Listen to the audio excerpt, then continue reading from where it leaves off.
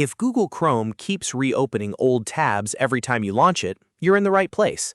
In this video, I'm going to show you exactly how to stop Chrome from restoring your previous session at startup and switch it to a clean new tab instead. This is a super simple fix, but it can make your browser feel much faster, cleaner, and a lot less cluttered every time you open it.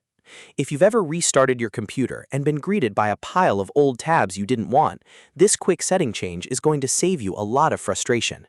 Before we begin, make sure to hit the like button and subscribe for more quick tech tutorials just like this. Let's jump in.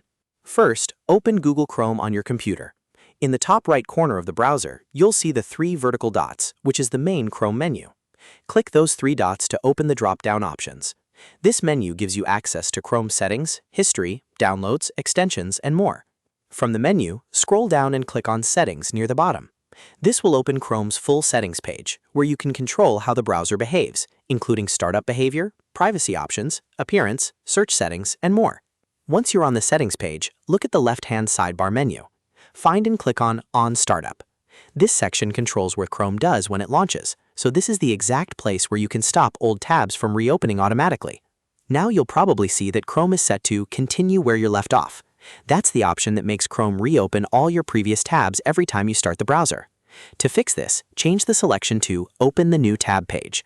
Once you choose that option, Chrome will stop restoring your old session and will instead open a fresh new tab whenever you launch it. And that's it. The change is immediate, so the next time you close and reopen Chrome, it should start with a clean new tab page instead of loading old tabs from your last session. This is a great setting to use if you want a faster startup experience, better organization, or just a simpler browser every time you begin browsing. If this tutorial helped you out, please give the video a thumbs up and subscribe to the channel for more helpful Chrome tips, browser fixes, and easy how-to guides. Thanks for watching, and I'll see you in the next one.